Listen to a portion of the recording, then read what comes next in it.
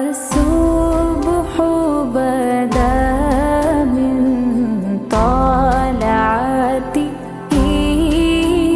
والليل دجى من ظفرته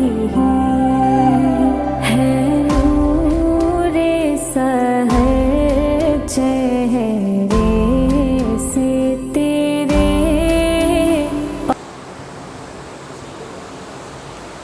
अस्सलामु अलैकुम वरहमतुल्लाहि तआला बरकातुहू।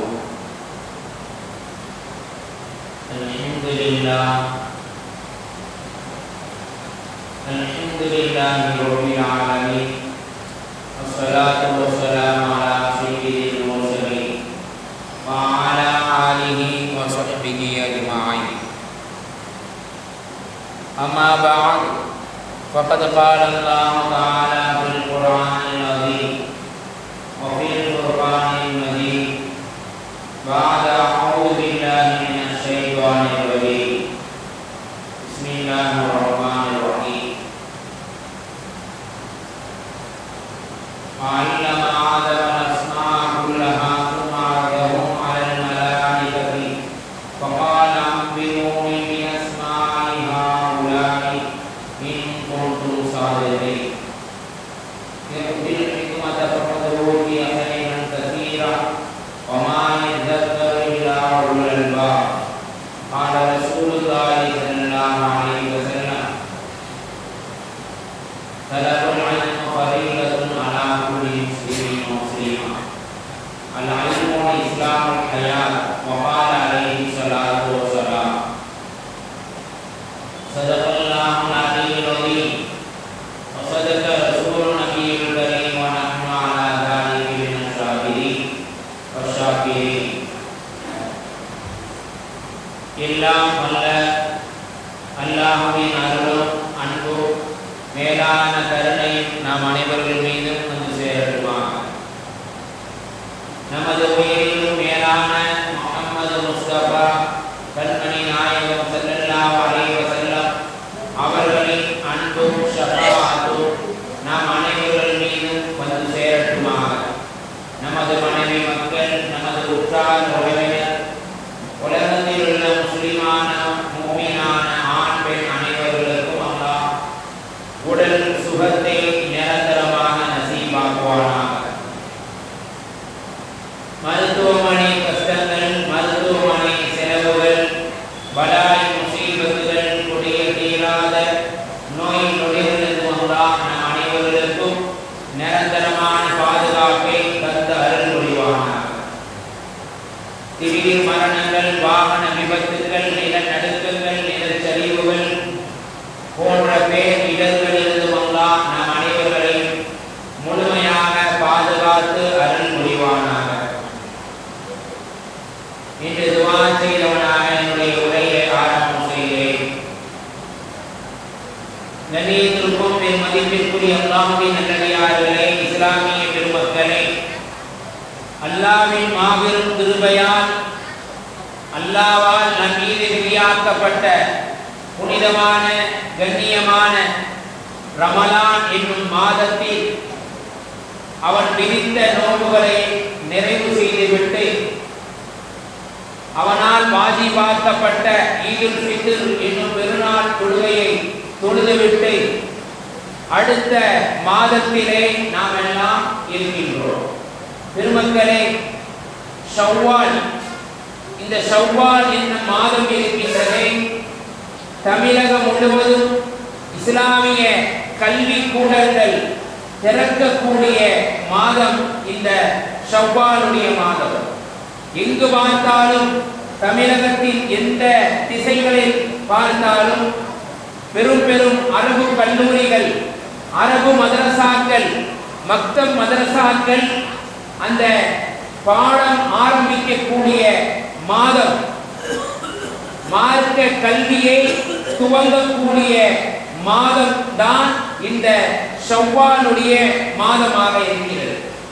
எப்படி ரமலானுடைய மாதத்திலே அல்லாஹ் அருள்மறை திருக்குர்ஆனை இறக்கி வைத்து நம்மீது அல்லாஹ் நோவை விதியாக்கினானோ, அதுபோல் இந்த ஷவ்வால் ரமலானுடைய மாதத்தின் துவக்கத்தில் எங்கு பார்த்தாலும் தமிழகத்திலே மார்க்க கல்வி கூடங்கள்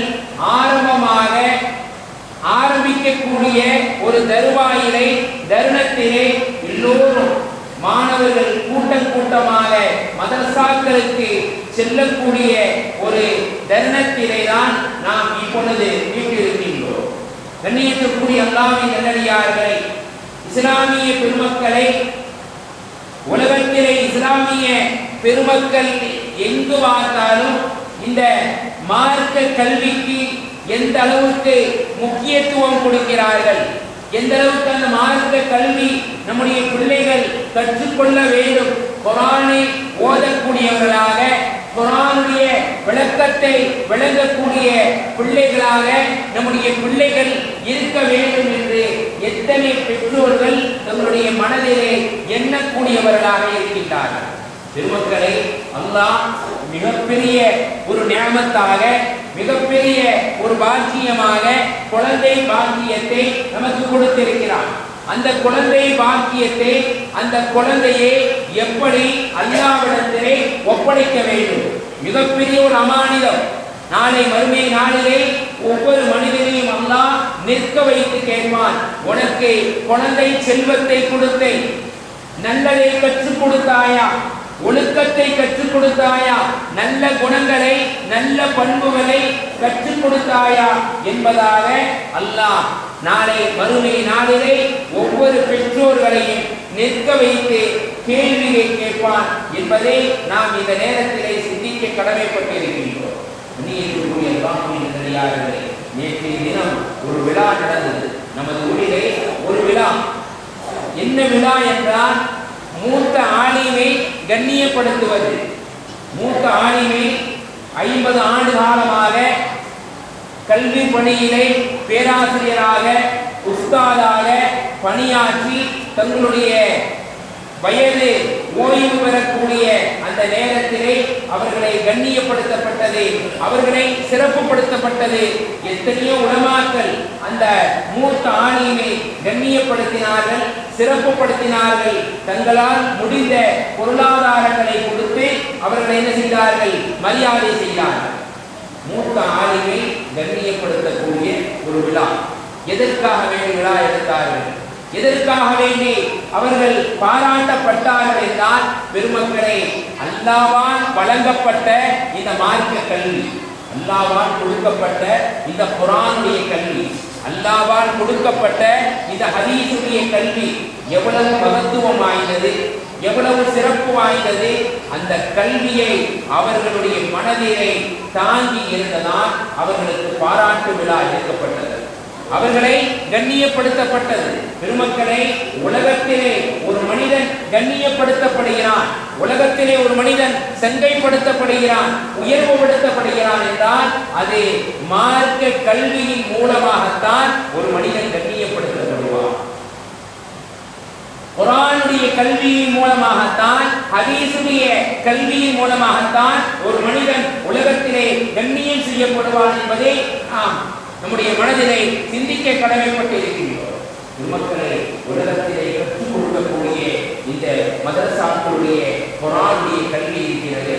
பெரும் அரபு மதரசாக்களிலே சொல்லிக் கொடுக்கக்கூடிய அந்த ஹதீஸுடைய கல்வி இருக்கிறது, ஃபிக்ஹுடைய கல்வி இருக்கிறது. எதற்காக உதவக்கூடியது? எதற்காக தேவைப்படக்கூடியது? உலகத்தோடு அது முடியக்கூடியதா? உலகத்தோடு அது நிறைவு செய்யக்கூடியதா என்று பார்த்தால், பெருமக்களே, இல்லவே இல்லை. நாளை மறுமை நாளிலே ஒரு மனிதன் இறந்த பிறகு, அவனை அடக்கம் செய்த பிறகு, அவனை மண்ணறையிலே கேள்வி கேட்க முன்கண்ணுக்கு மலாயிக்கத்துமார்கள் வருவார்கள். மன் ரப்புக மன் தீனுக, உன்னுடைய மார்க்கம் என்ன, உன்னுடைய ரப்பு யார், உன்னுடைய நபி யார் என்று கேள்வி கேட்பதற்காக முன்கண்ணுக்கு ஒரு மனிதன் இறந்து அவனை மண்ணறையிலே கபரிலே அடக்கம் செய்த பிறகு அவனுக்கு கேள்வி கேட்கப்படுமே. பெருமக்களே, அந்த கேள்வியை கேட்க விடாமல் ஒரு அமல் அவனை சுத்திக் கொண்டே இருக்குமா? ஒரு அமல் சுத்திக் கொண்டே இருக்கும். மலாயிக்கத்துமார்கள் அந்த மனிதனிடம் கேள்வி கேட்க முடியாது. கேள்வி கேட்க முடியாமல் அவனை சுற்றி கொண்டே ஒரு அமல் வளம் வந்து கொண்டே இருக்கும். அந்த அமல் என்ன அமல்? அந்த அமலுக்கு அல்லாஹ் ஒரு உருவத்தை கொடுப்பான். அந்த அமல் சொல்லும், நான் தான் குர்ஆன். உலகிலே ஓதிய குர்ஆன். உலகிலே இந்த மனிதன் என்னை ஓதினான், இந்த சூறாவை ஓதினான், இந்த ஆயத்தை ஓதினான். இவன் என்னை உலகத்திலே ஓதியதின் காரணமாக, இவன் என்னை உலகத்திலே அனுதினமும் ஓதி என்னை நினைவு கூர்ந்ததின் காரணமாக, இவனுக்காக பரிந்துரை செய்வதற்காக அல்லாஹ் என்னை நியமித்திருக்கிறான். குர்ஆனின் பொருட்டால், அவன் ஓதிய குர்ஆனின் பொருட்டால், அவன் படித்த, அவன் கற்றுக்கொண்ட அந்த இல்மின் பொருட்டால் இவனுக்கு கபருடைய வேதனை லேசாக்கப்படுகிறது. நாளை மறுமை நாளிலே அவனுக்கு மேலான சுவனம் இருக்கின்றது என்பதாக அந்த குர்ஆனுக்கு அல்லாஹ் உருவத்தை கொடுத்து அந்த மன்னரையிலே சபா செய்யக்கூடிய, போராடக்கூடிய ஒரு பண்பை அல்லாஹ் தஆலா இந்த குர்ஆனுடைய அந்த கல்விக்கு, இந்த மார்க்க கல்விக்கு தான் கொடுக்கக்கூடியவனாக இருக்கிறார். கண்ணியத்திற்குரிய அல்லாஹ்வின் நல்லடியார்களே, இஸ்லாமிய குடும்பத்திலே அப்பேற்பட்ட மார்க்க கல்வியை கற்றுக்கொள்வது ஒவ்வொரு ஆண் பெண் இருபாலாளர்களின் மீது கட்டாய கடமையாக இருக்கின்றது. அந்த கல்வியை கற்பது ஒரு கட்டாய சூழ்நிலைக்கு மனித சமூகம் தள்ளப்பட்டு விட்டது. மற்ற சகோதரர்களுக்கு அவர்களுடைய வணக்க வழிபாடுகளுக்கு எந்த விதமான அடிப்படை கல்வி, அடிப்படை அறிவு தேவையில்லை. மற்ற கடவுள்களை அவர்கள் வணங்குகிறார்கள். மற்ற சமுதாயங்கள் அவர்களுடைய கடவுள்களை, அவர்கள் தெய்வங்களை அவர்கள் வணங்குகின்றார்களே, அவர்களுக்கு ஆரம்பத்திலே அடிப்படை கல்விகள் தேவையில்லை. ஆனால் இஸ்லாமிய மார்க்கத்தை பொறுத்தவரை ஒரு மனிதன் 2 ரக்காத் தொழுகின்றான் என்றால் அந்த 2 ரக்காத் தொழுவதற்கு உண்டான இல்மு, மார்க்க இல்மு அவனுக்கு அவசியமாக தேவையாக இருக்கின்றது. மக்களே, கல்வி கற்பவர்களுக்கும் கல்வி கற்றுக் கொடுப்பவர்களுக்கும் கல்விக்காக உறுதுணையாக ஒத்தாசையாக இருக்கக்கூடிய எல்லா பெருமக்களுக்கும் அல்லாஹ் நிறைய தரஜாக்களை, நிறைய நன்மைகளை அல்லாஹ் தஆலா வழங்க இருக்கின்றார். பெருமக்களே, அல்லாஹ் தன்னுடைய திருமறையை சொல்லி காட்டுவான். ஆதம் அலைஹிஸ்ஸலாம் அவர்கள் ஒன்றும் தெரியாமல் இருந்தார்கள். அவர்கள் படைக்கப்பட்ட பிறகு ஒன்றும் தெரியாமல் இருந்தார்கள். அவர்களுக்கு அல்லாஹ் எல்லாவற்றையும் கற்றுக் கொடுத்தான், எல்லா இல்முகளையும் கற்றுக் கொடுத்தான், எல்லா ஞானங்களையும், பறவைகளுடைய கல்விகள், மிருகங்களுடைய கல்விகள், எல்லா பாஷைகளையும் அல்லாஹ் ஆதம் அலைஹிஸ்ஸலாம் அவர்களுக்கு கற்றுக் கொடுத்தான். கற்றுக் கொடுத்த பிறகு அல்லாஹ் மலாயிக்கத்துமார்களை பார்த்து சொன்னான், இல்மு கொடுக்கப்பட்டவர், ஞானம் கொடுக்கப்பட்டவர், கல்வியின் பொக்கிஷமான அவருக்கு நிறைய கல்வி கருவூலங்கள் அவர்களிடத்தில் இருக்கிறது. எல்லோரும் என்ன செய்யுங்கள்? சஜ்தா செய்யுங்கள். கல்வி உள்ளவர்களுக்கு, யாரிடம் கல்வி இருக்கிறதோ அவர்களுக்கு நாம் பணிந்து நடக்க வேண்டும். அல்லாஹ் அன்றே சொன்னான், மறுமையிலே சொன்னான். ஆதம் அலைஹிஸ்ஸலாம் அவர்களுக்கு, மலாயிக்கத்துமார்களை நீங்கள் சஜ்தா செய்யுங்கள், அடிபணியுங்கள், அவரிடம் கல்வி இருக்கிறது, அவருக்கு கண்ணியம் செய்யுங்கள், அவருக்கு மரியாதை செய்யுங்கள் என்பதாக அல்லாஹ் மலாயிக்கத்துமார்களை பார்த்து சொன்னான். எல்லா மலக்குகளும் செய்தது, சஜ்தா செய்தது. கல்வி உள்ளவர்களுக்கு, கல்வி இருக்கக்கூடிய அந்த பெருமக்கள் ஆசான்களுக்கு மரியாதை செய்ய வேண்டும், அடிபணிய வேண்டும் என்பதாக அல்லாஹ் சொன்னான். எல்லா மலக்குகளும் செய்தது, ஷைத்தான் மட்டுமே செய்தான், மறுத்தான் என்பதை நாம் வரலாறிலே காண முடியும். பெருமக்களே, உலகத்திலே ஒரு மனிதன் ஆக சிறந்தவனாக, ஆக உயர்ந்தவனாக அவன் கண்ணியப்படுத்தப்பட வேண்டும், அவன் உயர்வுபடுத்தப்பட வேண்டும் என்றால் அது மார்க்க கல்வியின் மூலமாகத்தான் ஒரு மனிதன் கண்ணியப்படுத்தப்படுவான். உலக கல்வி கற்றுக்கொள்ளலாம், கற்க வேண்டாம் என்று இல்லை. உலக கல்விகளோடு, உலக கலைகளோடு, மார்க்க கல்விகளோடு நாம் சேர்த்து அதை கற்றுக்கொண்டோம் என்றால் பெருமக்களை உலகத்திலே நாம் கண்ணியப்படுத்தப்படுவோம், நாளை மறுமையிலும் கண்ணியப்படுத்தப்படுவோம், கண்ணியம் செய்யப்படுவோம். அல்லாஹ் தஆலா ஒரு மனிதனுக்கு எப்படியெல்லாம் இல்மை கற்றுக் கொடுத்தான் என்பதை நாம் குர்ஆனின் மூலமாக காண முடியும். ஆதியிலே ஆதம் அலைஹிஸ்ஸலாமுடைய பிள்ளைகள் ஆபில் காபில் என்று சொல்லக்கூடிய 2 மகன்கள், ஒரு பெண்ணை நிக்காஹ் முடிக்குவதற்காக 2 சகோதரர்கள் சண்டையிட்டுக் கொள்கிறார்கள். சண்டையிட்டுக் கொண்டு ஒரு சகோதரர் இன்னொரு சகோதரரை கொலை செய்து விடுகிறார், கொன்று விடுகிறார். அந்த கொலை செய்த பிறகு அதை அந்த ஜனாசாவை எப்படி அடக்குவது, அதை எப்படி தஃபன் செய்வது, எப்படி குழி தோண்டுவது எந்த அறிவும் இல்லாமல் இருந்தார்கள் ஆதம் அலைஹிஸ்ஸலாமுடைய மகன்கள். ஆரம்பத்தில் அவங்கதான் மனிதனுடைய ஆரம்பம், மனிதனுடைய சந்ததிகள் ஆரம்பம் ஆதம் அலைஹிஸ்ஸலாமுடைய பிள்ளைகள். அதற்கு முன்னாலோ அதற்கு பிறகு அவர்களை வைத்துதான் மனிதர்கள் தோன்றிக் கொண்டே இருந்தார்கள். தன்னுடைய சகோதரன் இறந்து விட்டான், தன்னுடைய சகோதரனை கொலை செய்து விட்டோம், இவரை எப்படி அடக்குவது, இவரை எப்படி குழி தோண்டி, எப்படி இவரை தஃபன் செய்து, எப்படி இவரை குளிப்பாட்டுவது என்ற எந்த அறிவும் இல்லாமல் இருந்தார்கள் ஆதம் அலைஹிஸ்ஸலாமுடைய மகன். திருமக்களை அல்லாஹ் குர்ஆனிலே சொல்கிறான், ஃபபாஸல்லாஹு ராஹிய வவஃபில் அர்தி லியரியஹுவை வவாரி சௌஅத் அஃபீ. அல்லாஹ் ஒரு காகத்தை அனுப்பினான். ஒரு காகத்தை அனுப்பி தன்னுடைய இனம் காகம் இறந்த பிறகு அந்த காகம் என்ன செய்தது, தன்னுடைய காலால் பூமியிலே மண்ணை துளைத்தது, மண்ணை தோண்டியது. தோண்டிய பிறகு தன்னுடைய இனக்காகத்தை அதுக்குள் போட்டு மண்ணை போட்டு மூடியது. இப்படித்தான் ஒரு மனிதன் இறந்த பிறகு அந்த ஜனாசாவை இப்படித்தான் அடக்க வேண்டும் என்பதாக அல்லாஹ் ஒரு காகத்தை அனுப்பி மனிதனுக்கு பண்படுத்தினான், மனிதனுக்கு என்ன செய்தான், அறிவூட்டினான் என்பதை அல்லாஹ் குர்ஆனிலே கூறி காட்டுகிறான். திருமக்களே, ஒரு மனிதன் 2 ரக்காத் தொழுகிறான் என்றால், ஒரு மனிதன் நோன்பு நோக்கி இருக்கின்றான் என்றால், அந்த நோன்பை முறிக்கக்கூடிய விஷயங்கள் என்ன என்பதை அந்த மனிதன் அந்த இல்மை அவன் தெரிந்து வைத்திருக்க வேண்டும். மார்க்க கல்வியை கற்பதே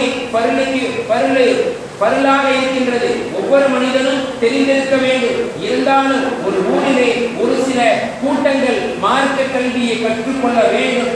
ஏன், அந்த மனிதர்களின் மூலமாக மற்ற மனிதர்களுக்கு அந்த கல்விகள் தெரிய வேண்டும் என்பதற்காக ஒவ்வொரு ஊரிலும் உலமாக்களும் ஆஃபீல்களும் என்ன செய்கின்றார்கள், பட்டம் பெறுகிறார்கள். எதற்காக? சமுதாயத்தை வழிநடத்த வேண்டும், சமுதாயத்தை பாதுகாக்க வேண்டும். நம்முடைய சமுதாயம் எந்த ஒரு பாவத்திலும் விழுந்துவிடக் கூடாது, எந்த தவறிலும் அவர்கள் சிக்கிவிடக்கூடாது. சிக்கிவிடக்கூடிய அந்த காலகட்டத்திலே அவர்களை பண்படுத்தி, அவர்களை ஒழுங்குபடுத்தி, அவர்களை என்ன செய்ய வேண்டும், ஒழுங்கான ஒரு செயல்பாட்டுக்குள் அழைத்து செல்ல வேண்டும் என்பதற்காக வேண்டினால் மார்க்க கல்வி கற்பது ஒவ்வொரு மனிதனுடைய கட்டாய கடமையாக இருக்கின்றது. பெருமக்களே, அந்த மார்க்க கல்வி எந்த அளவுக்கு கண்ணியமானது என்றால், எந்த வீட்டிலே ஆலிம் இருக்கின்றாரோ, எந்த வீட்டிலே ஹாஃபில் இருக்கின்றாரோ, அங்கே அவர் ரப்பை மறக்க மாட்டார், அல்லாஹ்வுடைய சிந்தனையோடு இருப்பார், அல்லாஹ்வுடைய ஞாபகத்தோடு இருப்பார். அல்லாஹ்வை மறப்பது என்பது அல்லாஹ்வுக்கு அநீதம் செய்வது, அல்லாஹ்வுக்கு துரோகம் செய்வது. ஆகையால் எந்த வீட்டிலே இல்முதாரி இருக்கிறாரோ அவர் அல்லாஹ்வை நினைத்துக் கொண்டே இருப்பார், அல்லாஹ்வை சிந்தித்துக் கொண்டே இருப்பார் என்பதாக பெருமானார் ஸல்லல்லாஹு அலைஹி வஸல்லம் அவர்கள் நமக்கு சொல்லி இருக்கின்றார்கள். பெருமக்களே, சுலைமான் அலைஹிஸ்ஸலாம் அவர்களுடைய வரலாறை நாம் பார்க்கின்ற பொழுது அல்லாஹ் குர்ஆனிலே சொல்லி காட்டுகிறான். குர்ஆனிலே ஒரு எறும்புக்கு அல்லாஹ் கட்டளை இடுகிறான். ஒரு எறும்புக்கு அல்லாஹ் கட்டளை இடுகிறான். என்ன கட்டளை இடுகிறான்? யா அய்யுஹன் நம்லு, ஓ எறும்பின் கூட்டமே, உத்ஹுலு மசாகினக்கும், உங்களுடைய பொந்துகளில் நீங்கள் நுழைந்து கொள்ளுங்கள். ஒரு எறும்பு கூட்டத்திற்கு அல்லாஹ் அந்த கூட்டத்தை அழைத்து அந்த கூட்டத்திற்கு கட்டளை இடுகிறான். ஓ எறும்பின் இனமே, நீங்கள் என்ன செய்யுங்கள், உங்களுடைய பொந்துகளில் நீங்கள் நுழைந்து பாதுகாப்பாக இருங்கள். லா யஹ்திமன்னக்கும் சுலைமானு துனூஹு வஹும் லா யஷ்உரூன். சுலைமான் அலைஹிஸ்ஸலாம் அவருடைய பட்டாளம் வந்து கொண்டிருக்கிறது. எறும்பு எவ்வளவு பெருசு, எறும்பு எவ்வளவு பெருசு, பெரிய உருவமா? இல்ல, எறும்பு சின்ன உருவம், சின்ன ஒரு உருவம் எறும்பு. அந்த எறும்பு எவ்வளவு சின்னது என்பது நாம் அறிந்த ஒன்று. அல்லாஹ் அந்த எறும்புகளை அழைத்து சுலைமான் அலைஹிஸ்ஸலாமுடைய பட்டாளம் வருது, அவங்க உங்களை தெரியாம மிதிச்சிருவாங்க, அதனால நீங்க பொந்து கொள்ள போய் நீங்கள் நுழைந்து கொள்ளுங்கள், பாதுகாப்பாக இருந்து கொள்ளுங்கள் என்பதால் அல்லாஹ் என்ன செய்கிறான், அந்த எறும்பை அழைத்து கட்டளை செய்கிறான் என்பதை குர்ஆனிலே பதிவு செய்கிறார். பெருமக்களே, இது எவ்வளவு பெரிய இல்மு! இந்த இல்மு, இப்பேற்பட்ட அந்த இல்மு தான் இந்த மனித சமூகத்திற்கு தேவையாக இருக்கின்றது. எந்த ஒரு விஷயம் தவறான விஷயம் என்று நமக்கு தெரிந்துவிட்டது என்றால் அதிலே இருந்து நாம் விலகி வாழ வேண்டும். அல்லாஹ் எப்படி வாழ சொல்லி இருக்கின்றானோ அதன் பிரகாரம் நம்முடைய வாழ்க்கையை நாம் அமைத்துக் கொள்ள வேண்டும். பெருமானார் ஸல்லல்லாஹு அலைஹி வஸல்லம் அவர்கள் எவ்வளவு ஞானங்கள் கொடுக்கப்பட்டவர்கள், அவர்கள் அல்லாஹ்விடத்தில் துஆ செய்தார்கள், ரப்பி இறைவா ஸித்னி இல்மா, எனக்கு அதிகமான கல்வி ஞானத்தை கொடுப்பாயாக என்று பெருமானார் ஸல்லல்லாஹு அலைஹி வஸல்லம் துஆ செய்தார்கள். பெருமக்களே, ஒரு மனிதன் உலகத்திலே ஆக சிறந்தவனாக உயர்ந்தவனாக உயர்வதற்கு காரணமாக இருப்பது இந்த மார்க்க கல்வி மட்டும்தான். முஹம்மது ஹஜ்னவி ரஹ்மத்துல்லாஹி அவர்கள் சொல்லியிருக்கிறார்கள், எனக்கு உலகத்திலே வாழக்கூடிய காலகட்டத்திலே 3 சந்தேகங்கள் இருந்தது.